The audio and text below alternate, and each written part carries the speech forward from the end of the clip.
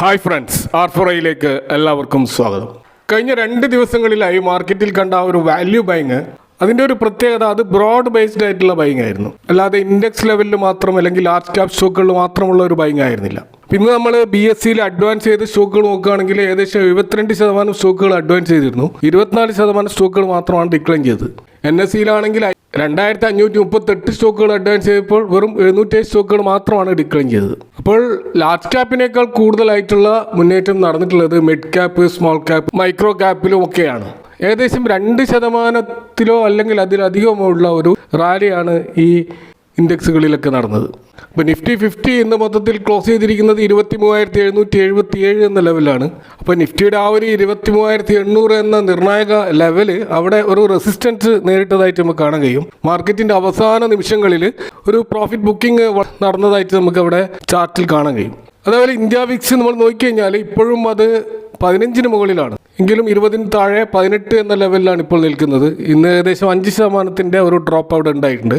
എങ്കിലും വളറ്റിലിറ്റി ഇൻഡെക്സ് സൂചിപ്പിക്കുന്നത് വളറ്റിലിറ്റി പൂർണ്ണമായിട്ടും ഇല്ലാതായി എന്നല്ല, ഇപ്പോഴും അതിൻ്റെ സാധ്യതകൾ ഉണ്ട് എന്ന് തന്നെയാണ്. അപ്പോൾ നിലവിൽ നമ്മൾ വാറുമായിട്ട് ബന്ധപ്പെട്ട് കേൾക്കുന്ന വാർത്തകൾ, ഇന്നലെ ഇറാൻ്റെ സുരക്ഷാ തലവന്മാരായിട്ടുള്ള അലി ലാരിജാനിയുടെയും അതേപോലെ സേനാ മേധാവിയായിട്ടുള്ള ഗുലാം സുലൈമാനിയുടെയും വധം ഇറാൻ സ്ഥിരീകരിച്ചിരുന്നില്ലെങ്കിലും ഇന്ന് അത് സ്ഥിരീകരിച്ചിട്ടുണ്ട്. ഇതുകൂടാതെ ഇറാൻ്റെ ഇൻ്റലിജൻസ് മിനിസ്റ്ററായിട്ടുള്ള ഇസ്മായിൽ ഖാത്തിബും ഇസ്രായേൽ ആക്രമണത്തിൽ കൊല്ലപ്പെട്ടതായിട്ടാണ് റിപ്പോർട്ടുകൾ വരുന്നത്. അപ്പോൾ ഇറാൻ്റെ മൊത്തത്തിലുള്ള ലീഡർഷിപ്പിനേറ്റ വലിയ പ്രഹരമാണിത്. അപ്പോൾ ഇതിനെതിരെ ഇറാന് ഒരു പ്രതികാരം എന്നോണം ഇന്ന് പുലർച്ചെ ശക്തമായിട്ടുള്ളൊരു വാർ ഇസ്രായേൽ നഗരങ്ങളിൽ ലക്ഷ്യമാക്കി നടത്തിയതായിട്ട് കാണാം. ധാരാളം മിസൈലുകളും ഡ്രോണുകളും അവിടെ തൊടുത്തുവിട്ടതായിട്ട് കാണാം. അപ്പോൾ മൊത്തത്തിൽ ഈ ഒരു വാർ സിറ്റുവേഷൻ സ്ഥിതിഗതികൾ ശാന്തമാകുന്നതിന് പകരം കൂടുതൽ സങ്കീർണമായിരുന്നതായിട്ടാണ് നമുക്ക് കാണാൻ കഴിയുന്നത്. അപ്പോൾ ഇന്ന് ഏർലി മോർണിംഗ് ടൈമിൽ ബ്രന്റ് ക്രൂഡ് 100 എന്ന ലെവലിൽ വന്നിരുന്നെങ്കിലും ഈ വീഡിയോ ചെയ്യുന്ന സമയത്ത് 108 എന്ന ലെവലിലേക്ക് വമ്പിച്ച ഒരു എസ്കലേഷൻ നടന്നതായിട്ട് കാണാം. അപ്പോൾ തീർച്ചയായിട്ടും ഈ ഹോർമസ് കടലിടുക്ക് കേന്ദ്രീകരിച്ച് നടക്കുന്ന ആ ഒരു അനിശ്ചിതത്വം അല്ലെങ്കിൽ അതുമായി ബന്ധപ്പെട്ട സംഘർഷം അത് ഇപ്പോഴും കൂടുതൽ കോംപ്ലിക്കേറ്റഡ് ആയിക്കൊണ്ടിരിക്കുന്നതായിട്ടാണ് നമ്മൾ കാണുന്നത്. അതിൻ്റെ അടിസ്ഥാനത്തിലാണ് ഈ ബ്രന്റ് ക്രൂഡിൽ ഈ ഒരു കയറ്റം ഈ നിമിഷങ്ങളിൽ നമ്മൾ കാണുന്നത്.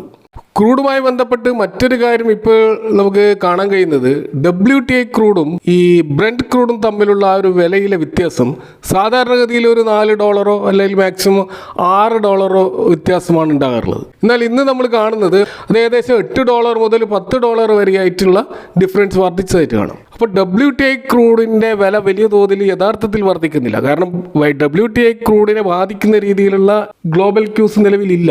ബ്രന്റ് ക്രൂഡ് മാത്രമാണ് ഇപ്പോൾ യുദ്ധവുമായി ബന്ധപ്പെട്ട് തടസ്സങ്ങൾ നേരിടുന്നത്. അപ്പോൾ ഈ 2 ക്രൂഡ് ഓയിലും തമ്മിലുള്ള ഒരു വ്യത്യാസം നമ്മൾ യഥാർത്ഥത്തിൽ മനസ്സിലാക്കേണ്ടതുണ്ട്.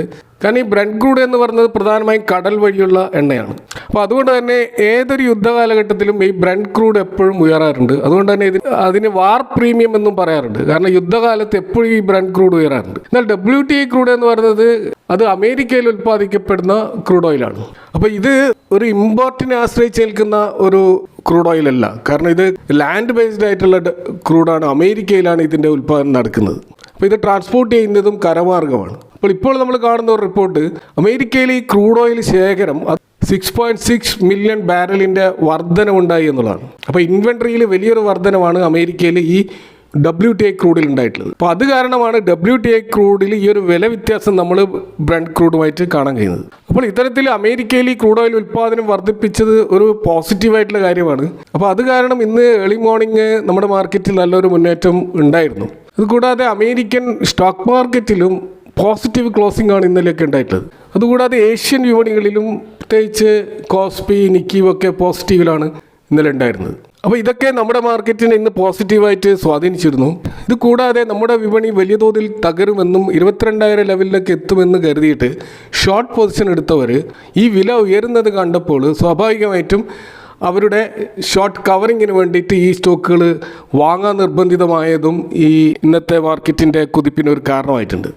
ഇപ്പോൾ ഈ ഒരു പുൾ ബാക്ക് കൂടുതലായിട്ട് മുന്നേറണമെങ്കിൽ 23,800 അതുപോലെ 23,850 ലെവൽ അത് മറികടക്കേണ്ടതുണ്ട്. അങ്ങനെ 24,000 എന്നുള്ള അടുത്ത ലക്ഷ്യം കരകയറിയാൽ മാത്രമേ നമുക്ക് ഒരു റിക്കവറി നടന്നു എന്ന് പറയാൻ കഴിയുള്ളൂ. അതുപോലെ നിലവിലെ ഒരു സപ്പോർട്ട് ലെവലായിട്ട് നിൽക്കുന്നത് 23,350 അതിന് താഴെ 23,200 എന്നാൽ 23,500 പോകാത്ത കാലത്തോളം നമ്മൾ സേഫാണ് എന്ന് മനസ്സിലാക്കാം. അതുപോലെ ഇന്ന് രാത്രി അമേരിക്കയിൽ നടക്കാനിരിക്കുന്ന ഫെഡ് റിസർവിൻ്റെ യോഗ തീരുമാനങ്ങൾ അത് നാളത്തെ മാർക്കറ്റിൻ്റെ ഗതിവിഗതികളെ നിർണ്ണയിക്കാൻ സാധ്യതയുണ്ട്. കാരണം ആ Fed meeting outcome Jerome Powell പ്രഖ്യാപിക്കുമ്പോൾ അദ്ദേഹം നടത്താൻ സാധ്യതയുള്ള കമൻട്രികൾ, പ്രത്യേകിച്ച് US എക്കണോമിയെക്കുറിച്ച് നടത്താൻ സാധ്യതയുള്ള കമൻറ്റുകൾ അത് തീർച്ചയായിട്ടും ലോകം ഉറ്റുനോക്കുന്ന ഒരു കാര്യമാണ്. അപ്പോൾ സ്വാഭാവികമായിട്ടും അതിൻ്റെ ഒരു പ്രത്യാഘാതം എന്നാണ് ഒരുപക്ഷെ നാളെ അത് ഗ്യാപ്പ് അപ്പ് ഓപ്പണിങ്ങോ അല്ലെങ്കിൽ ഗ്യാപ്പ് ഡൗൺ ഓപ്പണിങ്ങിനോ സാധ്യതയുള്ള ഒരു കാര്യമായിരിക്കും. ഇനി നമ്മൾ വളരെ ഇൻട്രസ്റ്റിംഗ് ആയിട്ടുള്ള ഒരു ഹിസ്റ്റോറിക്കൽ ഡാറ്റയിലേക്ക് നോക്കിക്കഴിഞ്ഞാൽ ഈ മാർക്കറ്റിൻ്റെ ഒരു സാഹചര്യം അനുസരിച്ചിട്ട്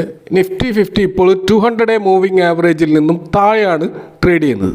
ചിലപ്പോൾ 200 മൂവിങ് ആവറേജിനെ കുറിച്ചുള്ള കുറച്ച് ധാരണ ഇല്ലാത്തവർക്ക് വേണ്ടി മാത്രം ഇവിടെ പറയാം. അതായത് മാർക്കറ്റിലെ ലോങ് ടേം ട്രെൻഡ് മനസ്സിലാക്കാൻ ഉപയോഗിക്കുന്ന ഒരു പ്രധാനപ്പെട്ട ഇൻഡിക്കേറ്ററുകളിൽ ഒന്നാണ് 200 മൂവിങ് ആവറേജ്. അപ്പോൾ കഴിഞ്ഞ 200 ദിവസത്തെ ഏതെങ്കിലും ഒരു ഓഹരിയുടെയോ അല്ലെങ്കിൽ ഇൻഡെക്സിൻ്റെയോ ശരാശരി വിലയാണിത്. അപ്പോൾ ഈ 200 മൂവിങ് ആവറേജിന് മുകളിലാണ് ഒരു ഇൻഡെക്സ് അല്ലെങ്കിൽ സ്റ്റോക്ക് ട്രേഡ് ചെയ്യുന്നതെങ്കിൽ അതൊരു ബുള്ളിഷ് ട്രെൻഡിലാണെന്ന് നമ്മൾ പൊതുവെ വിലയിരുത്താറുണ്ട്, അല്ലെങ്കിൽ അതൊരു അപ് ട്രെൻഡിലാണ് എന്ന് പൊതുവെ പറയാറുണ്ട്. അതുപോലെ ഈ 200 മൂവിങ് ആവറേജ് താഴെയാണെങ്കിൽ അത് ഡൗൺ ട്രെൻഡിലാണെന്നും പറയാറുണ്ട്. അപ്പോൾ ഒരു സ്റ്റോക്ക് അതിൻ്റെ ഹൈയിൽ നിന്ന് താഴേക്ക് വരുമ്പോൾ ഈ 200 മൂവിങ് ആവറേജിന് ടച്ച് ചെയ്തിട്ട് തിരിച്ചു കയറാറുണ്ട്. ഇപ്പോൾ പൊതുവെ പല നിക്ഷേപകരും ഈ ഒരു ലെവലിൽ തിരിച്ചു കയറുമ്പോൾ വാങ്ങിക്കാൻ താല്പര്യം കാണിക്കാറുണ്ട്. അതേപോലെ 200 മൂവിങ് ആവറേജ് താഴേക്ക് പോയിട്ടുള്ള ഒരു സ്റ്റോക്ക് തിരിച്ചു കയറുമ്പോൾ ഈ 200 മൂവിങ് ആവറേജ് ഒരു റെസിസ്റ്റൻസ് ആയിട്ട് നിൽക്കാറുണ്ട്. അപ്പോൾ ഈ റെസിസ്റ്റൻസ് മറികടന്നാലായിരിക്കും അടുത്തൊരു മൂവ് ആ സ്റ്റോക്കിൽ ഉണ്ടാവുക. അപ്പോൾ അത്തരത്തിൽ ഈ Nifty 50യിൽ ഈ 2008 ശേഷം നമുക്കറിയാം 2008 വേൾഡ് വൈഡ് ആയിട്ടുള്ള ഒരു പ്രധാനപ്പെട്ട സ്റ്റോക്ക് മാർക്കറ്റ് ഫോൾ ഉണ്ടായത്. കാരണം ഗ്ലോബൽ ഫൈനാൻഷ്യൽ ക്രൈസിസിൻ്റെ ഭാഗമായിട്ടാണ് ആ ഒരു ഫോൾ ഉണ്ടായത്. അപ്പോൾ അതിനുശേഷം നിഫ്റ്റി എപ്പോഴൊക്കെ 200 മൂവിങ് ആവറേജിന് താഴെ പോയിട്ടുണ്ടോ എന്ന് നമ്മൾ പരിശോധിച്ചാൽ 2008 അത് 200 മൂവിങ് ആവറേജിൽ നിന്ന് ഏകദേശം 45% മുതൽ 50% വരെ താഴോട്ടേക്ക് പോയിരുന്നു. അപ്പോൾ അത് തിരിച്ചു കയറാൻ 13 മുതൽ 14 മാസങ്ങൾ വരെ എടുത്തിരുന്നു. പിന്നീട് ഒരു പ്രധാനപ്പെട്ട ഫോൾ ഉണ്ടായത് 2011 അന്ന് ഈ 200 മൂവിങ് ആവറേജിൽ നിന്ന് ഏകദേശം 15% മുതൽ 18% വരെ നിഫ്റ്റി താഴേക്ക് പോയിരുന്നു. ഏകദേശം 11 മാസങ്ങൾ എടുത്താണ് അത് റിക്കവർ ചെയ്തത്. അപ്പോൾ 2011 ഒരു ക്രൈസിസ്, ഇൻഫ്ലേഷനും യൂറോസോൺ ക്രൈസിസ് എന്നൊക്കെ അറിയപ്പെടുന്ന പ്രതിഭാസത്തിൻ്റെ ഭാഗമായിട്ടുണ്ടായതാണ്. ഇതേപോലെ 2015-16 കാലഘട്ടത്തിൽ ഒരു ഡിപ്പ് ഉണ്ടായിരുന്നു. അന്ന് ഏകദേശം ഈ 200 മൂവിങ് ആവറേജ് താഴെ 10% മുതൽ 12% വരെ നിഫ്റ്റി പോയിരുന്നു. അപ്പോൾ അത് ചൈന സ്ലോ ഡൗൺ കാരണവും അതുപോലെ നോൺ പെർഫോമിംഗ് അസറ്റുകൾ നമ്മുടെ ബാങ്കിങ് മേഖലയെ തകർത്തതുമൊക്കെയാണ് ആ ഒരു ഡൗൺ ട്രെൻഡിന് കാരണമായത്. അത് 6 മാസങ്ങൾക്ക് ശേഷമാണ് തിരിച്ചു കയറിയത്. ഇതേപോലെ 2018-19 ഏകദേശം 5% മുതൽ 7% വരെ താഴേക്ക് പോയിരുന്നു. അത് NBFC സ്റ്റോക്കുകളിലുണ്ടായ ക്രൈസിസും ട്രേഡ് വാറും ഒക്കെയാണ് ആ ഒരു ഡൗൺ ട്രെൻഡിന് കാരണം. അത് ഏകദേശം 1 മാസം മുതൽ 3 മാസങ്ങളൊക്കെ എടുത്തുകൊണ്ടാണ് തിരിച്ചു കയറിയത്. പിന്നീട് ഏറ്റവും മേജറായിട്ടുള്ള ഒരു ക്രാഷ് നടന്നത് കോവിഡിൻ്റെ സമയത്താണ് 2020.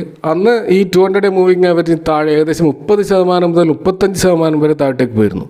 അപ്പോൾ ഏകദേശം 4-5 മാസങ്ങൾ എടുത്താണ് അത് തിരിച്ചു കയറിയത്. അപ്പോൾ ഏറ്റവും ഒടുവിൽ 2022-23 റഷ്യ ഉക്രൈൻ വാർ സമയത്ത് ഏകദേശം 5% മുതൽ 8% വരെ താഴോട്ടേക്ക് പോയെങ്കിലും വെറും 2-4 മാസങ്ങൾ എടുത്തുകൊണ്ട് അത് തിരിച്ചു കയറിയിരുന്നു.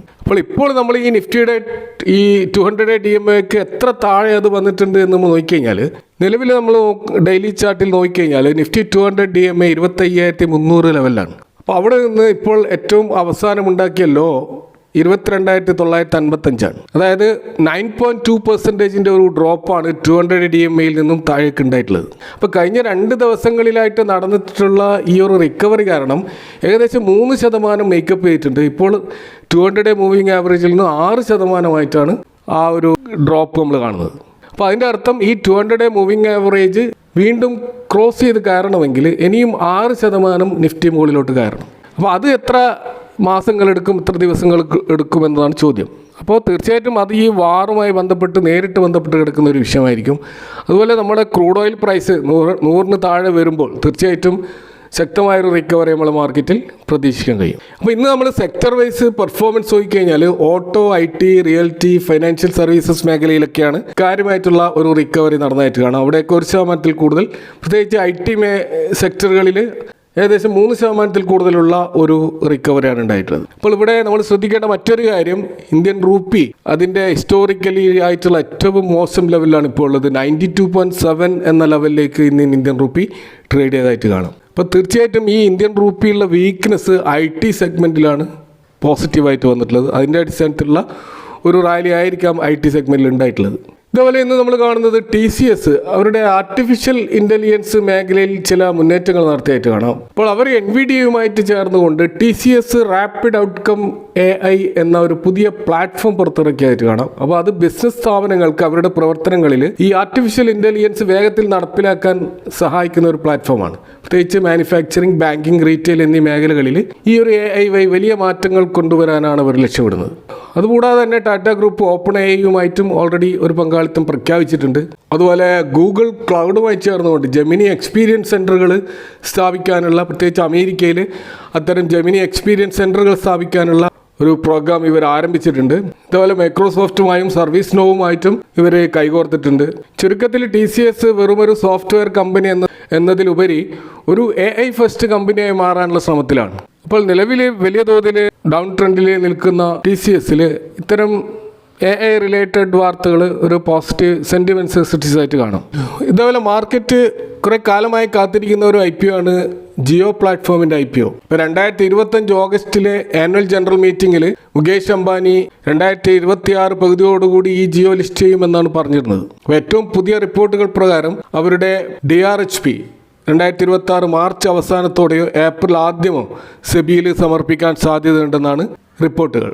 അപ്പോൾ ഈയിടെ സെൻട്രൽ ഫൈനാൻസ് മിനിസ്ട്രി ചില റെഗുലേറ്ററി ചേഞ്ചസ് IPOയിൽ കൊണ്ടുവന്നിട്ടുണ്ട്. അതായത് 5 ലക്ഷം കോടി രൂപയ്ക്ക് മുകളിൽ മൂല്യമുള്ള കമ്പനികൾക്ക് IPO സമയത്ത് വെറും 2.5% ഓഹരികൾ മാത്രം വിറ്റഴിച്ചാൽ മതി എന്നൊരു നിയമം കൊണ്ടുവന്നിട്ടുണ്ട്. മുമ്പ് അത് 5% വിൽക്കണമായിരുന്നു. അപ്പോൾ ഈ ഒരു 2.5% ഓഹരികൾ വന്നാൽ പോലും ജിയോയുടെ IPO ഇന്ത്യയിലെ ഏറ്റവും വലിയ IPO മാറാൻ സാധ്യതയുണ്ട്. കൂടാതെ ഇത് റിലയൻസ് സ്റ്റോക്കുകളുടെ ഒരു വാല്യൂ അൺലോക്കിങ്ങിനും കാരണമാകും. കാരണം ഇപ്പോൾ റിലയൻസിൻ്റെ ഒരു വാല്യുവേഷൻ കണക്കാക്കാൻ വളരെയധികം ബുദ്ധിമുട്ടാണ്. കാരണം അതൊരു ഡൈവേഴ്സിഫൈഡ് ബിസിനസ്സാണ്. പെട്രോളിയം പ്രൊഡക്റ്റ് മുതൽ റീറ്റെയിൽ വരെ നീണ്ടു കിടക്കുന്ന വലിയൊരു ബിസിനസ്സാണ്.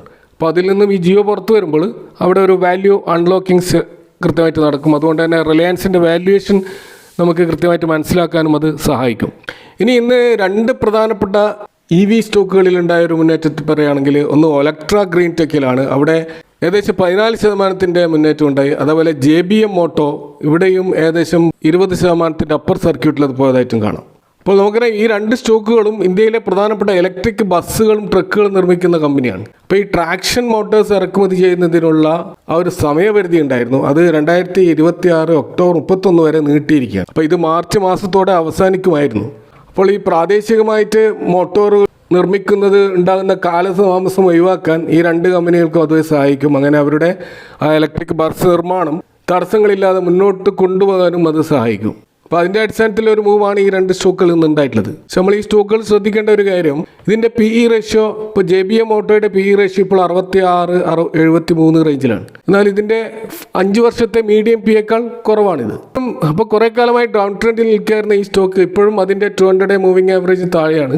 അപ്പോൾ ആ ലെവലിൽ ഒരു കാര്യമായ റെസിസ്റ്റൻസ് ഉണ്ടാവുകയാണെങ്കിൽ ഇവിടെ ഒരു പ്രോഫിറ്റ് ബുക്കിങ്ങിൻ്റെ സാധ്യതയുമുണ്ട്. അപ്പോൾ അത് നമ്മൾ ശ്രദ്ധിക്കേണ്ടതുണ്ട്. അതേപോലെ ഒലക്ട്ര ഗ്രീൻ ടെക്ക് നോക്കുകയാണെങ്കിൽ അതിൻ്റെ PE 52-55 റേഞ്ചിലാണ്. അപ്പോൾ ഇതിനു മുമ്പേ ഇത് 100 PEയിലൊക്കെ ട്രേഡ് ചെയ്ത ഒരു സ്റ്റോക്കാണ്. ഇപ്പോൾ ഒരു മുന്നേറ്റം നടന്നതുകൊണ്ട് തന്നെ ഇവിടെ തീർച്ചയായിട്ടും ഒരു പ്രോഫിറ്റ് ബുക്കിംഗ് ഉണ്ടാവും. അപ്പോൾ 1150-1250 ലെവലുകൾ ഒരു കാര്യമായ റെസിസ്റ്റൻസ് ആണ്. അപ്പോൾ ഈ 2 സ്റ്റോക്കുകളും ഇപ്പോൾ 20% മുന്നോട്ട് പോയ സ്ഥിതിക്ക് തീർച്ചയായിട്ടും ഇതിൻ്റെ ഒരു കറക്ഷന് വേണ്ടി നമ്മൾ വെയിറ്റ് ചെയ്യേണ്ടതുണ്ട് എന്നാണ് തോന്നുന്നത്. അപ്പോൾ ഇതൊക്കെയാണ് ഇന്നത്തെ മാർക്കറ്റുമായി ബന്ധപ്പെട്ട് നിങ്ങളുമായിട്ട് ഷെയർ ചെയ്യാനുള്ളത്. ഈ വിഷയങ്ങളുമായി ബന്ധപ്പെട്ട നിങ്ങളുടെ അഭിപ്രായങ്ങളും കമൻറ്റുകൾ അറിയിക്കുക. Thank for watching. See you next time with another video.